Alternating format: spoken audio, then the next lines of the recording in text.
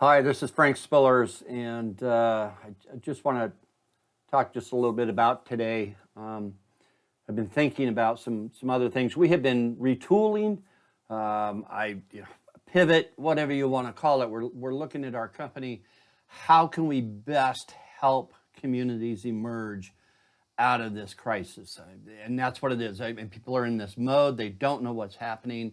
You might be a at-home business, a home-based business, which is what we call the hidden part of our economy, the hidden economy of a community, because many economic development organizations don't know where their home-based businesses are and don't have a strategy to lift them up. So we have, and that's where we focus on, because we are a home-based business. And quite frankly, there's nothing out there that helps us as a home-based business, as solopreneurs. We are looking for those states, we're looking for those resources that can help home-based businesses lift them up and have that community. But I want to talk more about resiliency and what that means, what I think it means, and what it has meant to us as a business. Because if you remember, and maybe you don't remember, but back in 2007, we had a really good year, the first half of the year, and invested in another business the last half of the year. We opened up the very last day of November of 2008, a restaurant. And that was the day that the official word came down that the 2008-2009 recession started. So we started from here, and we had a slow decline. And so between 2008 and 2009, our business had $1 million swing in income, and that was a huge blow to us, a big drop in what we did. We had to drop our consulting and just jump headfirst into the investment of a restaurant, and work full time there for 3 years. 3 years to keep it afloat, to try and dig out of it, and eventually it just came to a close.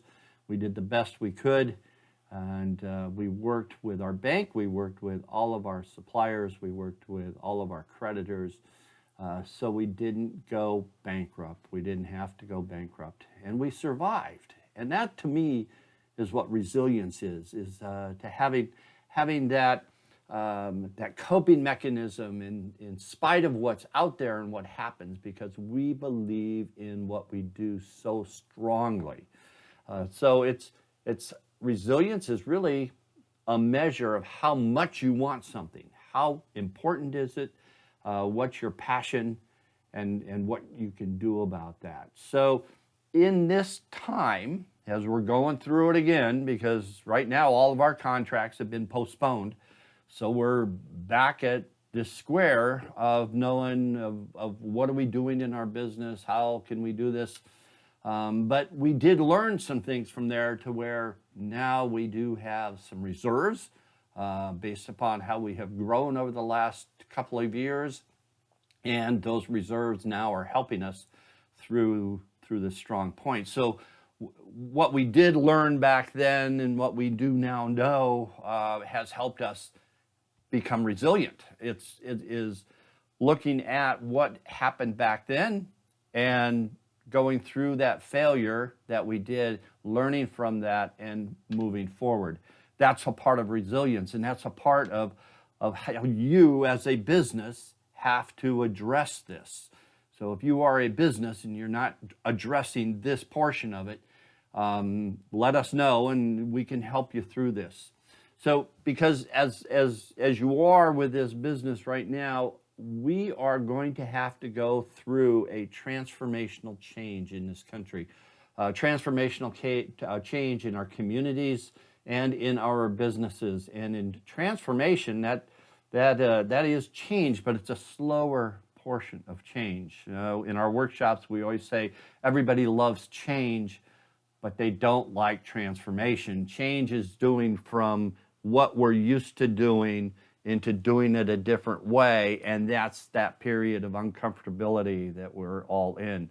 And we say move towards the uncomfortability to be and do it gradually for transformation. So transformation is a 180-degree turn from where you are and making some of those slight adjustments, because transformation is hard, because we've got in our thinking here, we have between 60 and 70,000 thoughts a day. Between 60 and 70,000 thoughts a day, and about 90% of those thoughts are the same thoughts we had yesterday. And those create habits. It's creating the habit of how we think about things. It's creating the habit of how we do things. It's creating the habit of our perception and how we see the world. And this is an important point that you have to remember, is to transform your business the way you're doing business right now. You have to think of a new way to do business. Transform your business, or as the buzzword today is, you have to pivot. You have to pivot your business. And as you're looking at how to pivot your business, you have to be kind to yourself. You can't beat yourself up all the time. You have to build yourself up, and those of you that are helping other business, you have to build them up and support them. It's an encouragement. You have to support them. It's not, did you get this done today, and did you do that today, and check this off your accountability list. It's encouraging and helping people be supportive here, right? Lifting them up and helping them go. You're going to be making mistakes in a transformation, because it's a new way of doing things. And because you're making the mistakes, you have to look back and you have to forgive yourself for those mistakes that you have made. Don't beat yourself up over it. Just say, yes, that's a mistake. I stumbled. I know what I did. I learned from it. I'm not going to do it again. And you move forward through that transformation. Some certain things that you want to look at, and I want to go through these here, is as you're going through this transformation and as you're going and building your resilience in here, I want you to observe, inner observe your body. What's going on in your body? And this is how you can take care of yourself through this process. I want you to, look at your feelings, and if you're feeling despair and it starts to escalate into that, then talk to somebody. You need to reach out for that. Look at your old defense mechanisms.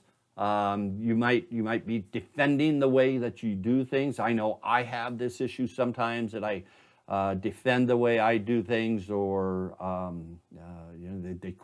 some people question what I do just for information, and I take offense at it. So don't look to be offended with situations. Just try to move forward.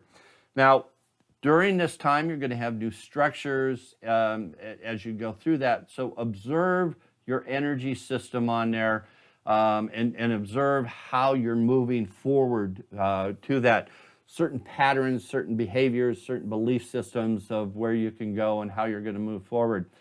Notice also it's important that your nutrition stays up during this time. Eat the correct foods. Don't eat processed foods.